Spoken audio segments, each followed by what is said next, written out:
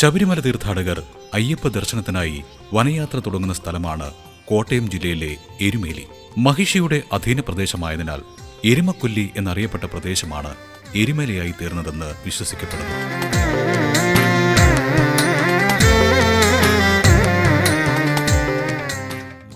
എരുമേലി പട്ടണത്തിൽ 2 ക്ഷേത്രങ്ങളുണ്ട്. പട്ടണത്തിന്റെ ഹൃദയഭാഗത്ത് സ്ഥിതി ചെയ്യുന്ന എരുമേലി ശ്രീ ധർമ്മശാസ്താ ക്ഷേത്രം ശബരിമല ക്ഷേത്രവുമായി അഭേദ്യ ബന്ധമുള്ളതാണ്.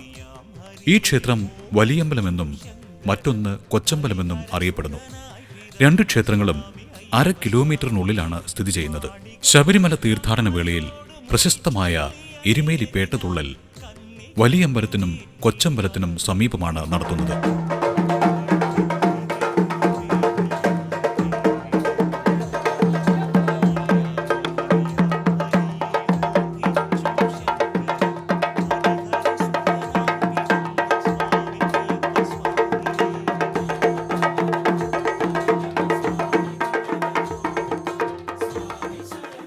കേരളീയ മാതൃകയിൽ നിർമ്മിച്ച എരുമേലി വലിയമ്പലത്തിൽ കയ്യിൽ ആയുധമായി ഒരമ്പുമായി നിൽക്കുന്ന രൂപത്തിൽ കിഴക്കോട്ട് ദർശനമേകി അയ്യപ്പസ്വാമി മരുവുന്നു.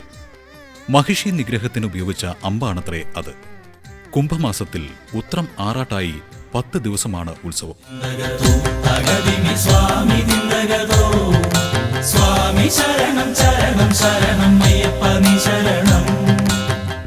മഹിഷിയുടെ രക്തം വീണ കുളം എന്നറിയപ്പെടുന്ന രുധിരക്കുളം ഇപ്പോൾ ഉദിരക്കുളമാണ്.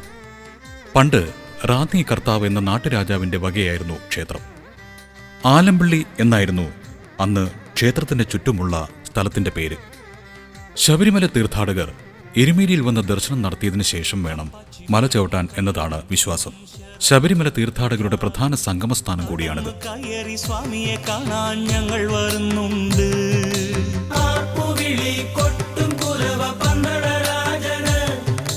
അപ്പാച്ചിമേടും കല്ലിടാം കുന്നും ശരംകുത്തിയാലും നടന്ന് കയറി സ്വാമിയെ കാണാൻ ഞങ്ങൾ വരുന്നുണ്ട്.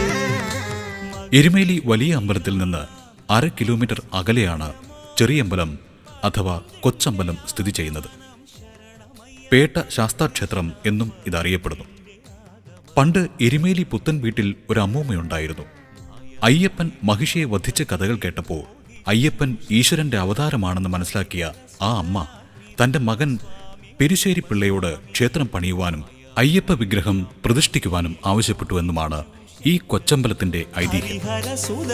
പിറന്ന സ്വാമി അയ്യപ്പ സ്വാമിയെ മാളികപ്പുറത്തമ്മയോട് മൊഴി ചൊല്ലിയ നേരിനായി കണ്ണി കെട്ടുമേറ്റി മല കേറിടാം.